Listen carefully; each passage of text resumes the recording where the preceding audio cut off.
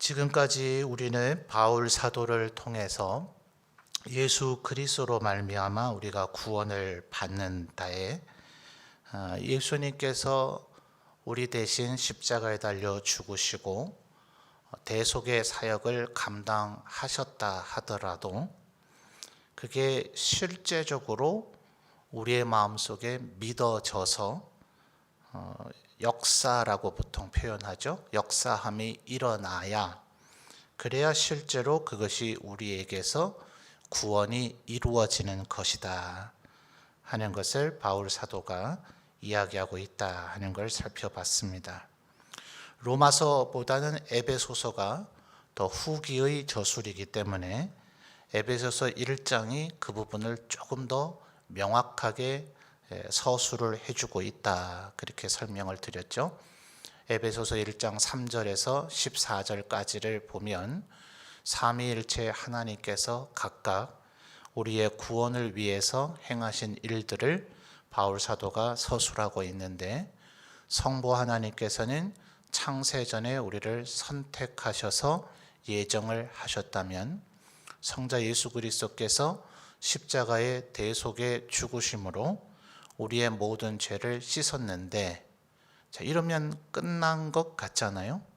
근데 네덜란드 도르트에서 알미니안주의자들이 질의를 한 것으로 인해서 당시의 개혁교회인 네덜란드 총회가 도르트에서 모였다 그랬죠. 그래서 도르트 총회에서 그 알미니안주의자들의 질문에 대답을 하는 과정 속에서 우리 칼빈주의의 5대 교리가 확정이 되어졌다.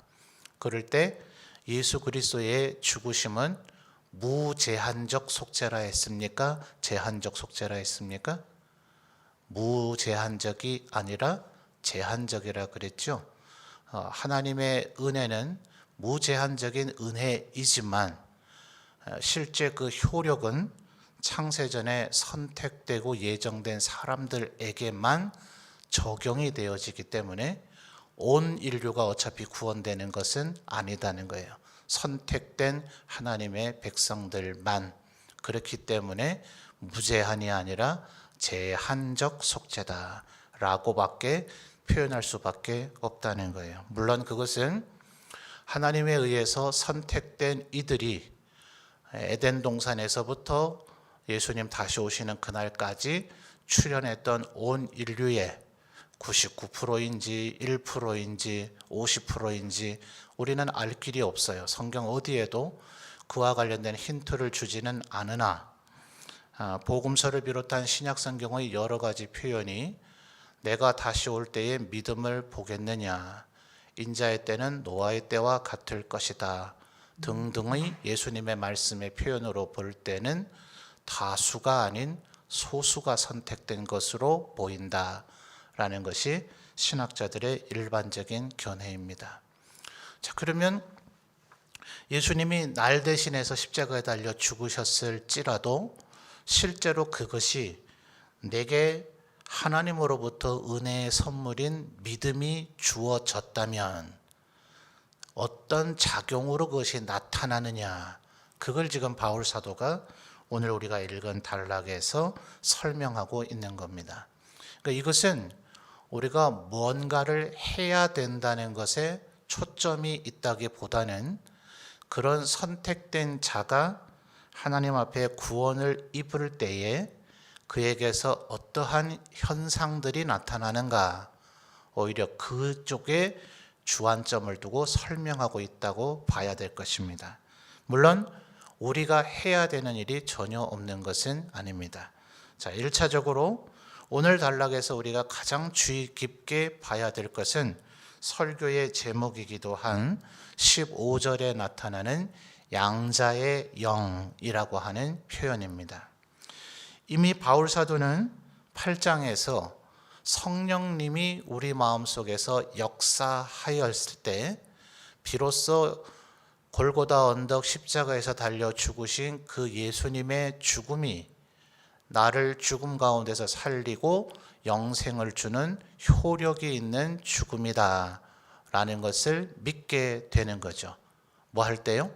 성령님께서 내 안에서 역사하실 때, 그렇지 않으면 그저 수많은 십자가에 달려 죽은 사람들 중에 또 다른 나사렛 출신의 30대 초반의 젊은 청년 하나가 로마 무서운 줄 모르고 설쳐대다가 죽었다.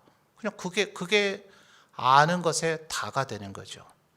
죽었을 뿐이지 또 제 제사장들이 성전 경비대들 무덤을 지키던 이들에게 돈 주어서 소문 퍼뜨리라 했잖아요. 사도들이 시신을 훔쳐가 놓고선 부활했다고 지금도 엉터리 주장을 하고 있다라고 말하게 될 뿐이지 그분이 부활하셨다거나 그분의 죽으심이 나를 살리는 능력이라고는 여기지를 않게 된단 말이에요. 이 미묘한 차이인 것 같지만 어마어마한 차이죠. 이 차이는 어디로부터 비롯되는가? 성령님께서 그의 마음 안에 역사할 때에 이와 같은 믿음이 그에게서 일어난다는 거죠. 자, 그래서 지난 단락에서는 9절을 거슬러 가서 보시면 성령님을 바울 사도가 뭐라 표현했느냐? 9절 보고 계십니까? 하나님의 영이라 표현했고 하반절에서는 그리스도의 영이라 표현을 했어요. 11절에서는 예수를 죽은 자 가운데서 살리신 이 성부 하나님을 지칭하는 표현이겠죠. 근데 어쨌든 성령님을 예수를 죽은 자 가운데서 살리신 이의 영이라. 지금 성령님을 바울 사도는 굉장히 다양한 표현으로 지금 표현을 하고 있는데 오늘은 그 성령님을 양자의 영이라고 표현하고 있다는 말이에요. 자, 이게 한글로 번역하다 보니까 조금 의미가 혼동되도록 번역이 됐는데 조금 더 직역을 한다면 양자 삼는 영, 양자를 삼으시는 영 이렇게 부르는 것이 조금 더 맞을 것 같아요. 그냥 양자의 영이라 그러니까 우리가 일반적으로 사용하는 용법은 이 성령님이 양자 되신 것 같은 느낌을 주잖아요. 그죠? 그런 의미가 아니라 우리를 하나님의 양자로 만드시는 영이다 하는 거죠. 오늘 우리가 읽은 단락 속에서는 그 성령님의 양자의 영으로 말미암아 우리가 어떤 존재가 됐느냐, 그게 이제 나타나죠. 14절에 보십시오. 14절에서는 익숙한 표현으로 성령님을 하나님의 영이라고 다시 표현을 했죠. 14절, 무릇 하나님의 영으로 인도함을 받는 사람은 곧 뭡니까? 하나님의 아들이다. 자, 우리가 양자의 영, 성령님으로 말미암아 하나님의 아들이 된다. 자, 15절에서는 너희는 다시 무서워하는 종의 영을 받지 아니하고 양자의 영을 받았으므로 우리가 아빠 아버지라고 부르짖느니라. 여기서는 직접적인 우리를 나타내는 어떤 명사적 표현이 나오지는 않고 우리가 하게 되는 행동을 통해서 우리가 아들, 자녀가 되었음을 드러내게 되죠. 어떤 일을 하게 된다는 거예요? 하나님을 감히 아버지라 부르면서 하나님에게 하고 싶은 얘기를 다 하는 그런 존재가 된다. 그게 자녀가 아니고서야 그럴 수 있겠느냐, 이렇게 바울 사도가 얘기하고 있는 거죠. 16절에서 또다시 나와요. 성령이 친히 우리의 영과 더불어 우리가 또 뭐예요? 하나님의 자녀인 것을 증언하신다. 17절에 또 나오죠. 자녀이면 또한 상속자 곧 뭐예요? 하나님의 상속자. 자, 그러니까 정리가 되십니까? 양자의 영, 양자를 삼으시는 성령님으로 말미암아 우리가 어떤 존재가 된다는 거예요? 하나님의 아들, 하나님의 자녀, 하나님의 상속자, 하나님을 아빠, 아버지라 부르는 자. 이렇게 네 가지로 지금 바울 사도는 설명하고 있어요. 그런데 우리 한국 정서로 생각하면 최근에도 우리나라의 정인입니까? 아주 슬프고 비참한 참 창피한 그런 사건이 벌어졌죠. 사실은 누가 과연 그 부모된 자들을 그렇게 욕할 만한 자격이 있을까? 제 생각에는 저도 욕할 자격이 없다.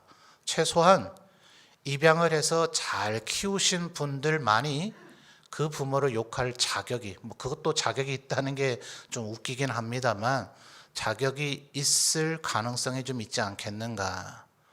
우리나라는 6.25 전쟁 때 생겨졌던 수많은 전쟁 고아를 우리 국내에서 입양하지 못하고 해외로 많이 입양을 보냈죠.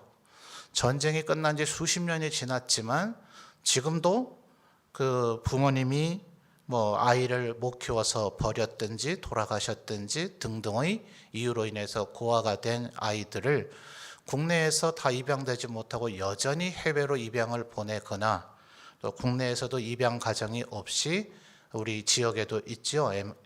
애망원입니까? 애육원입니까?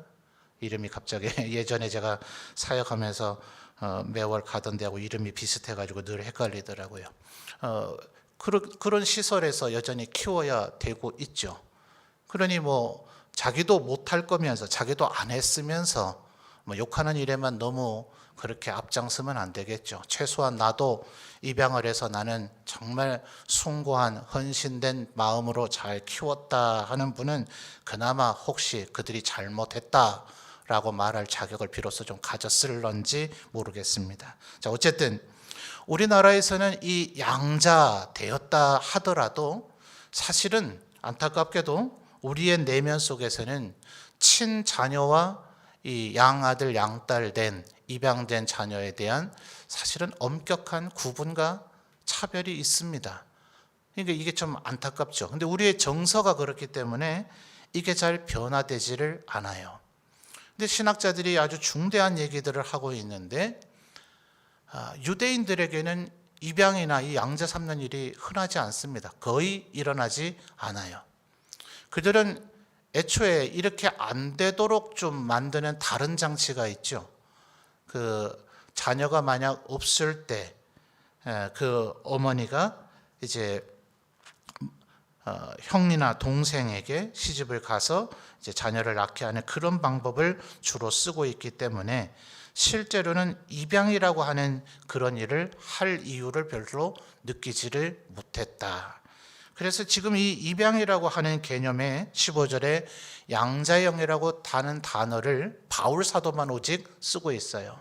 학자들의 조사에 따르면은 신약 성경에서 이 단어는 오직 바울 서신에서만 5번 정도 나타나는데 그 가운데 3번은 로마서에서 나타난다. 그러니까 예컨대 마태나 마가 혹은 누가, 요한, 야고보, 유다 이런 이들은 이런 양자의 영이라거나 혹은 양자라고 하는 개념의 단어를 아예 사용하지를 않았어요. 바울 사도만이 왜 이 얘기를 했을까? 지금 이곳 8장 15절이 바울 사도가 사용한 5번의 용법 중에서도 이제 처음 나오는 것이거든요. 자, 이게 지금 어느 성경입니까? 로마서죠.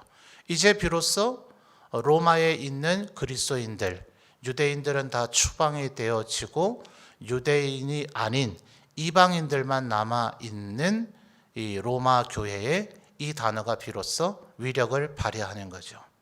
자, 이 로마인들은 뭐라 생각할까요? 우리는 하나님의 백성이 되었다 하더라도 우리는 유대인이 아니잖아.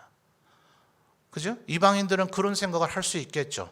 지금 이 바울 사도가 로마서를 쓸 때에도 여전히 아직 불과 요 로마서의 고린도에서 이 편지를 쓰기 얼마 전 사도행전 15장의 그 유명한 이방인들에게 모세율법을 지키게 할 것인가 말 것인가 가지고 예루살렘에서 총회를 열어서 꽤나 심각한 논쟁을 교회 지도자들이 벌였었죠. 그러니까 아직은 그리스도의 교회 안에서도 이방인들에게 복음을 전하는 것이 과연 맞나, 해야 되나, 그들은 우리 유대인들과 동등한가, 이런 것이 여전히 논란 토론의 주제거리가 되고 있을 정도니 그걸 이방인들이 못 느끼겠어요? 느끼죠. 그러니까 이방인인 이 로마에 있는 교회의 이방인 그리스도인들은 우리가 하나님의 자녀가 됐다 하더라도 겨우 하나님의 집에 종 수준이 아닐까. 좋은 주인 만나면 그것도 괜찮아요. 대부분 고대의 종이 되는 것은 전쟁 포로이거나 아니면 경제적인 문제에 의해서 종이 되는데 종이 돼야 괴롭더라도 살 길이 열린단 말입니다. 오늘날과 같은 복지제도가 없죠. 남의 종이라도 되지 않으면 혼자 힘으로 해결이 안 되니까 오죽하면 종 되려고 하겠어요. 근데 그 종 되지를 못하면 굶어 죽기 십상이죠. 그러니까 종이라도 차라리 좋은 주인 만나서 종이라도 되면 다행이니 로마인들이 어쩌면 그런 생각을 했을 수 있죠. 그러니까 15절을 다시 잘 보시면 양자의 영만 나오는 게 아니죠. 15절 너희는 다시 그다음 뭐예요? 무서워하는 종의 영을 받지 아니하고 양자의 영을 받았으므로. 너희는 지금 우리가 한국 사람들이 생각하는 양자, 양아들과 양딸은 아무리 그래봐야 친자식은 아니다, 이런 개념이 아니라 이스라엘과 지금 서양의 개념은 양자가 되면 그 다음에 친자식과 조금도 권리 면에서 자격 면에서 차이점이 없어요. 그렇기 때문에 지금 15절에서 양자의 영에 의해서 생겨진 하나님의 백성이 하나님의 집에 B급 아들 이렇게 얘기 안 하잖아요. 하나님의 집에 B급 자녀 이렇게 얘기 안 하잖아요. 하나님의 집에 키워주고 먹여줬으면 되지 어디 감히 상속을 받으려고 하나, 너는 상속은 제외, 이런 소리 안 하잖아요. 하나님의 아들, 하나님의 자녀, 하나님의 상속자. 예수님은 어디 가셨는가 싶을 정도로 당당하게 양자되어진 우리들이 주인공이 되어버리죠. 지금 바울 사도는 그 얘기를 하고자 하는 겁니다. 이방인들이 자기들은 전혀 유대인이 아니었었다, 우리는 하나님의 백성이 아니었었다, 지금 하나님의 백성이 에이 설마 하나님의 집에 그저 종, 혹은 에베소서에서 독특한 단어가 나왔죠. 하나님의 권속이라 그랬습니다. 그러니까 그 집의 친자식들 말고, 우리 한국적 표현이면 가족이 아니라 친척이 아니라 식구라는 단어가 있죠. 피와 혈연이 섞이지는 않고 혼연도 아닌데, 혼인에 의해서 맺어진 가족도 아닌데 밥을 같이 먹는 입들, 식구라는 한자적 의미가 그거라 하죠. 그러니까 원래는 가족이 아니에요. 친인척도 아니고 혼인관계의 인척도 아닙니다. 그런데 늘 밥을 같이 먹고 살기 때문에 거의 가족처럼 여겨지는 존재, 그것을 에베소서에서는 권속이라 그렇게 표현을 했단 말이에요. 그런데 이것은 사실은 그 권속보다도 더 정확한 하나님의 아들이 여전히 돼 있는 거죠. 그러니까 이것이 로마인들에게는 얼마나 감격스러운 얘기였을까요? 우리가 그저 B급 종이나 그저 친아들의 조금 덜 떨어진, 그들에게는 뭔가 아무래도 한 등급 뒤지는 그런 존재로 여겨지는 것이 아니라 마치 친아들과 친딸처럼 하나님에게 여겨지는, 동등하게 여겨지는 하나님의 백성이 되어진다. 자, 그러면 바울이 억지를 부리는 게 아닌가요? 이방인에게는 지금 바울이 양자라고 얘기를 했지만 요 같은 개념의 얘기를 예수님께서 복음서에서 이야기하신 게 있죠. 뭐라고 얘기하셨습니까? 너는 집을 나간 둘째 아들, 일명 우리가 뭐라 불러요? 탕자였다 라고 부르죠. 탕자였을지라도 자식이에요, 아니에요? 자식이죠. 당당히 자식이에요. 지금 로마인들에게는 아예 그런 개념이 없었으니까 로마인들은 로마인의 신들이 만들었고, 헬라인들은 헬라인들의 신이 만들었고, 바벨론인들은 바벨론인들의 신들이 만들었다는 것이 고대 사람들의 생각이었기 때문에 그들에게 또다시 아담으로부터의 얘기를 시작을 해서 온 인류가 하나님의 백성이라고 해서 그거를 이해시키고 논증하는 것은 지금 이 로마서에서 아브라함을 통해서 아브라함을 예시했죠. 아브라함을 예를 들어서 율법이 주어지기 전에 믿음으로 말미암아 얻은 의로움을 설명하는 데에도 힘들었는데, 또다시 온 인류가 하나님의 피조물 된 조상이라는 것을 이 서신에서 말입니다, 설교는 분명히 했을 거예요. 너희도 하나님의 피조물이요 하나님의 자녀라고 설명을 했을 터인데 로마서에서 그 논지는 나타나지를 않죠. 서신의 한계입니다. 그렇기 때문에 그들에게 너희도 하나님이 창조하신 피조물로서 하나님의 동등한 자녀다라는 것을 논증하기보다는 한마디로 쉬운 양자의 영이라는 개념으로 그들이 하나님의 동등한 자녀가 되었음을 설명했다. 신학자들은 그렇게 보는 거예요. 그런데 지금 열거해 드렸듯이 14절에 하나님의 아들, 하나님의 자녀, 16절에 17절에 하나님의 상속자. 그럼 이건 억지가 아닌가? 아닌 거죠. 방금 전에 제가 예수님의 탕자의 비유라 일컬어지는 그 비유를 가지고 설명을 드렸듯이 실상은 양자가 아니라 원래부터 하나님의 자녀였던 거죠. 그러니 그들을 이해시키기 위해서 양자라 삼았을 뿐 우리는 원래부터 뭡니까? 하나님의 자녀였죠.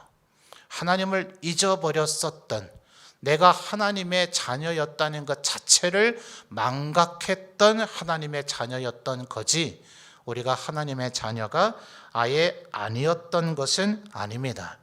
그런데 문제는 15절 상반절에 너희가 다시 뭐라고요? 무서워하는 종의 영이 우리의 마음속에, 7장에서 이미 바울 사도가 얘기했죠. 자, 7장 24절로 거슬러 가서 보시겠습니까? 7장 24절에서 바울 사도 스스로도 나의 내면에서 끊임없이 이런 일이 벌어진다 하면서 자기 자신을 뭐라 평했습니까? 곤고한 사람이라고 얘기를 했죠. 문제는 지금도 바울 사도가 이 얘기를 아무리 해줘도 우리가 자꾸 범죄하게 되면 우리 안에서 이 악한 영이, 무서워하게 만드는 종의 영이 우리로 하여금, 야, 니까지 게 하나님의 자녀가 맞냐? 네가 하고 있는 짓거리를 좀 봐봐. 네 얼굴 꼬라지를 봐봐. 네가 지금 하고 있는 삶을 봐봐. 어디 감히 그런 한두 마디 말 듣고 네가 감히 하나님의 자녀 됐다고 착각하느냐? 이렇게 우리에게 얘기할 거란 말이에요. 그렇기 때문에 표징이 12절과 13절을 보시면 우리는 원래부터 하나님의 자녀였지만 우리가 이제 어떤 행실을 하느냐가, 바울 사도가 이미 7장에서 얘기를 했죠. 죄를 지으면 그 자는 죄의 종이 되어버리는 것이고, 율법을 자꾸 생각하고 율법을 지켜내서 구원을 얻어보려고 하면 율법은 결국 죄를 증대시키는 효력이 나타나고 있으니 그 자 또한 율법의 종, 더 나아가서 죄의 종이 되어버리는 것이고, 오직 성령 하나님의 다스리심과 인도하심을 받는 자만이 하나님의 자녀다. 겉으로 드러나는 것은 우리가 뭐 하고 있느냐. 자, 그래서 12절 13절에 보면 3번 이상 반복되는 단어가 육애가 아니죠. 육신입니다. 맞습니까? 12절, 그러므로 형제들아 우리가 빚진 자로 돼 육신에게 져서 육신대로 살 것이 아니니라. 너희가 육신대로 살면 반드시 죽을 것이로되. 자, 고린도 전서의 2장 뒷부분에서부터 3장까지를 보면 바울 사도가 여기에서 육에 속한 사람, 그리고 육신에 속한 사람, 신령한 사람으로 3가지 인간 유형을 분류했었죠. 이것을 가장 현대에서 도식적으로 사용하는 것이 CCC의 사형리라 그랬습니다. 사형리의 10페이지를 기억하세요.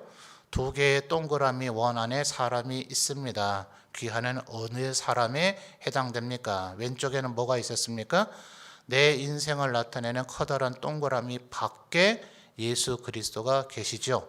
그 안에 인생의 왕자 혹은 내 마음을 나타내는 H자 혹은 의자 모양에는 내가 떡하니 앉아서 내가 내 자신의 왕노릇 하고 있죠. 그러니까 이 사람 어떤 사람이에요? 육에 속한 사람입니다. 근데 오른쪽은 이제 예수님께서 내 인생의 왕자에 들어와 앉으셔서 나는 그 원 안에 그러나 그 의자 밑에 꿇어 엎드린 것처럼 예수님의 명령에 복종할 때에 이것이 신령한 자가 되는 거예요. 그러면 육신에 속한 자는 뭐냐? CCC는 표현하기를 동그라미 원 안에 예수님이 들어오시기는 했어요. 예수님을 일종의 그걸 과연 영접이라 할 수 있느냐? 이제 신학자들이 CCC를 공격하는 주된 이유 중에 하나입니다. 논점이 되고 있긴 한데 어쨌든 그들은 그렇게 표현하니까 그들의 표현대로만 설명을 드리면 예수님께서 내 인생의 원 안에 들어와 있기는 하지만 인생의 왕좌에는 여전히 누가 앉아 있어요?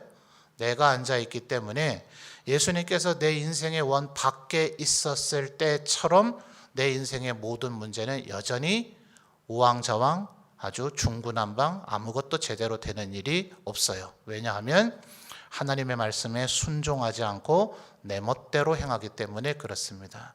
그래서 CCC 사람들은 사형리 다음에 성령 충만한 삶이라고 하는 소책자에서 우리가 날마다 성령 충만해야만 예수님께서 내 인생의 원 안에 들어와 계신 것으로 끝내지 않고 주님을 인생의 왕자, 내 주인된 자리에 주님을 모셔드리고 나는 그 밑에 꿇어 엎드려서 주님의 말씀에 모든 것을 순종하고 복종한다라고 그렇게 설명을 합니다.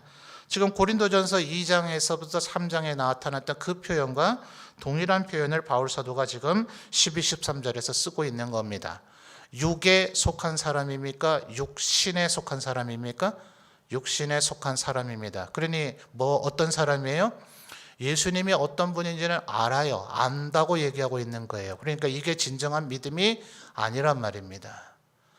그래서 구원의 9가지의 서정이 있다 그러죠. 우리 개혁주의 신학자들이 구원이 한방 한순간에 완결되고 끝나는 것이 아니라 9가지의 단계를 거친다 이렇게 설명을 했었죠. 처음 뭡니까? 소명, 부르심이죠. 두 번째는 중생. 중생하면 이게 거듭난 겁니다.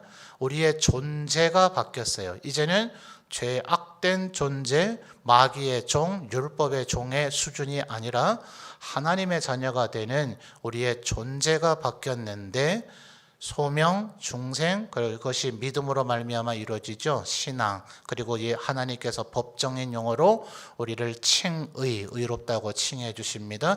그리고 나서 우리가 하나님의 아들 수양되죠. 거기서 우리의 존재가 아닌 이제는 신분이 바뀐단 말이에요. 신분.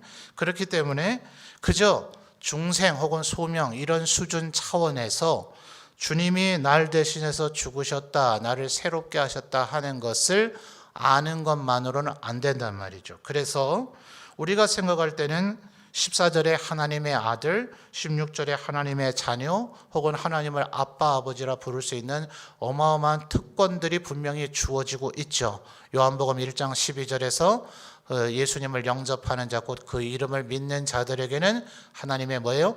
자녀가 되는 권세. 거기서도 표현이 됐죠. 하나님의 자녀가 되는 권세를 주셨는데 이제는 신분이 달라졌기 때문에 존재가 달라진 것이 아니라 양자의 영을 받아 하나님의 자녀가 된 신분이 달라졌기 때문에 17절에 하나님의 상속자가 되므로 이제는 뭐도 받아야 됩니까?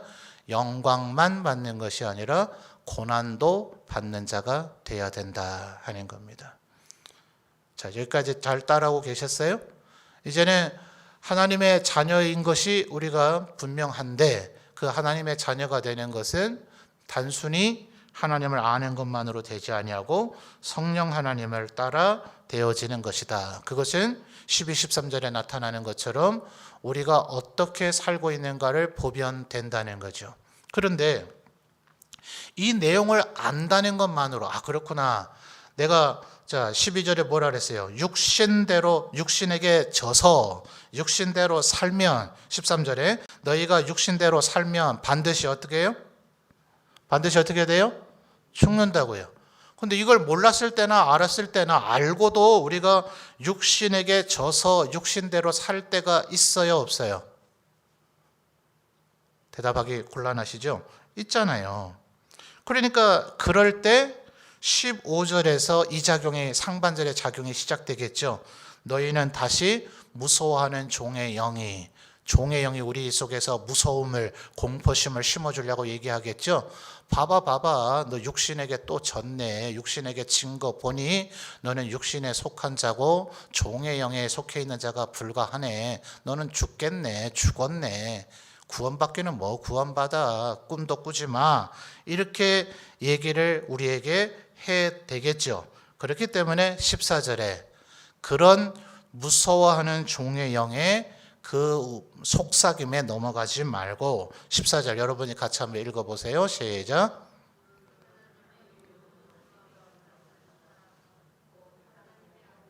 아멘. 뭐가 중요해요? 무릇 하나님의 영. 여기서는 이제 뭐 양자의 영이라 얘기하지 않고 하나님의 영이라 얘기하고 하나님의 영으로 뭘 받아요? 인도함을 받는 사람은 곧 하나님의 영이다. 그렇기 때문에 16절을 보면 무섭게 하는 종의 영이 자꾸 우리에게 너 또 죄졌잖아. 너 안 되겠네. 자꾸 이러면 16절에 성령이 이제는 아예 뭐 하나님의 영, 그리스도의 영, 양자의 영 이런 표현 안 하고 바울 사도가 아주 직접적인 표현을 썼죠. 성령이 친히 누구와 더불어서요? 우리의 영, 이것은 7장에서 얘기하는 자기가 곤고한 사람이라고 얘기할 때에 내 안에 하나님의 법을 순종하고자 하는 내가 있었죠. 그리고 또 다른 법이 나를 죄의 법 혹은 율법의 법 아래로 나를 끌고 가는 또 다른 내가 있었죠. 지금 요 16절에서 얘기하는 우리의 영은 하나님의 말씀을 순종하고 따르고자 하는 그 나를 얘기하는 거죠. 성령님과 우리의 영이 더불어 우리가 하나님의 자녀인 것을 증언하신다. 그러니까 우리의 마음속에서 여러분의 마음에 살다 보면 예수 믿고 구원받았다. 나 분명히 예수님 믿는다.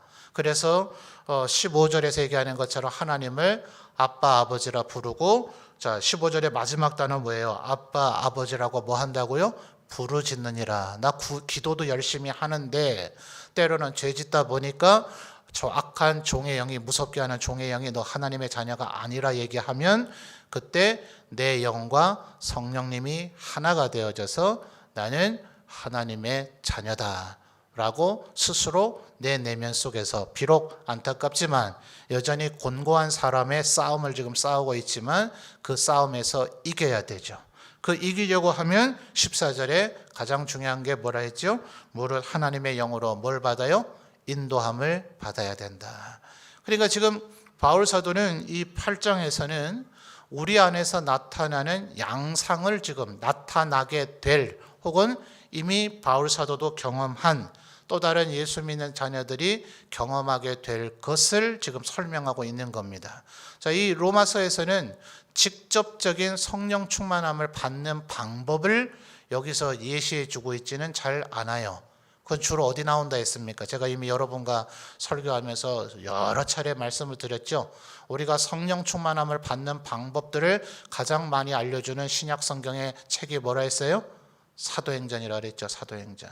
사도행전은 일명 성령행전이라고도 불려진다. 그 안에 보니 오순절 성령 강림 사건으로부터 시작을 해서 우리가 어떻게 하면 성령 충만 받는지 뭐였습니까? 소위 마가 요한의 다락방이라 불려지는 그곳에 더불어 마음을 같이하여 오직 기도에 힘쓰더라. 또 베드로와 요한이 성전 미문에 앉았던 자를 고쳐주고 이것이 예수의 이름, 부활하신 예수님의 이름으로 말미암아 이런 일이 일어났다고 하니 그 이름을 아예 말하지도 말라고 금하면서 많이 때리고 내쫓았죠. 그럴 때에 또다시 마가 요한의 다락방에 있는 성도들에게로 가서 그들이 또다시 대주제여 하나님을 향한 믿음, 그분을 어떤 존재로 여기느냐가 중요하다 그랬죠. 그래서 합심해서 기도할 때에 그들이 성령 충만을 받았다. 고넬료의 집에 고넬료가 사람들을 모아놨는데 이방인들 아니에요. 완전히 정통 로마 라틴 민족인데 그들에게 하나님의 말씀을 그저 알려줬을 뿐이죠. 이미 유대인들에게 워낙 선행을 많이 하는 사람이라 유대인들도 칭찬하는 사람이라 그가 하나님에 대한 얘기를 듣고 싶다 하니 베드로는 그닥 무슨 다른 목적을 가지고 가질 않았어요. 로마인의 백부장의 얘기를 거절하기도 어렵고 또 직접 종을 보내서 자기 집까지 무두쟁이의 집에 숨어 살고 있는데 거기까지 찾아왔잖아요. 그러니 안 갈 수도 없죠. 백부장하고 왼수되면 로마 제국 안에서 살기 쉽겠어요? 더군다나 성령님께서 고넬료가 사람을 보냈으니 가라 명령도 하셨으니 안 갈 도리도 없고. 그러나 뉘앙스로 볼 때는 베드로가 무슨 어마어마한 목적의식을 가지고 고넬료에게 말씀을 전한 게 아니었어요. 그런데 하나님의 말씀이 전파되자 그들에게 성령이 임하시고 그 증거로 방언을 하는 것을 우리가 봤다. 그래서 세례 안 줄 도리가 없었다라고 베드로가 증언하죠. 그러니 적극적인 어떤 설교자의 의지가 없다 하더라도 말씀을 듣는 자들의 간절한 마음이 있을 때 그들에게 성령이 임하더라.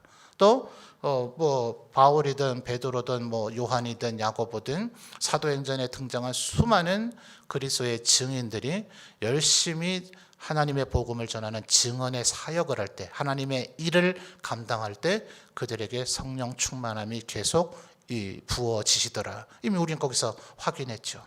그러니 여러분, 우리들이 지금 양자의 영을 우리가 받아서 우리가 하나님의 자녀다, 하나님의 아들이다, 하나님의 상속자다 하는 얘기들을 성령님이 우리에게 끊임없이 인도해 주시려고 하더라도 14절에 무릇 하나님의 영으로 인도함을 그다음 뭐예요?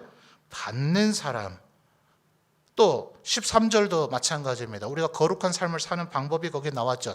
상반절만 아까 살펴봤습니다만 13절 보세요. 너희가 육신대로 살면 반드시 죽을 것이로되, 그다음 뭐예요? 영으로서. 어떤 영입니까? 성령님이죠. 영으로서 몸의 행실, 이 몸은 그 앞에 얘기된 육신을 얘기하는 것이거든요.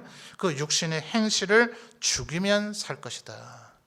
그러니까 성령님의 인도하심을 받아 우리의 육신으로 우리를 살게 하는, 우리를 지게 만들려고 하는 그 육신과 싸워서 이겨야 되는데, 그러려면 성령님의 인도하심을 받아야 되는데, 또 내 안에 있는 16절에 우리의 영이 성령님과 친히 그 악한 종의 영과 싸워야 되는데, 그러려면 내가 성령님을 철저히 받아들이고 그분에게 순응하고 그분의 다스리심과 통치를 받아들이고 그분의 인도하심을 받아야 되는데, 그러려면 사도행전의 그 방법을 우리가 취해야 된단 말이에요.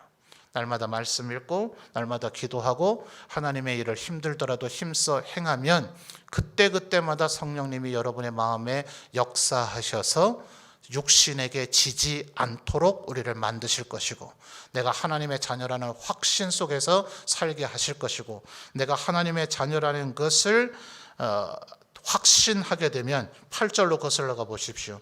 육신에 있는 자들은 하나님을 기쁘시게 할 수 없죠. 성령에 임해진 자들이 하나님을 기쁘시게 하죠. 그리고 17절에서 얘기하는 것처럼 온갖 고난도 이겨낼 수 있는 힘과 용기가 여기에서 생겨난다 하는 겁니다. 그러니 이 로마서 8장이 로마서의 꽃이고 신약 성경의 꽃이고 이것이 제일 중요하다.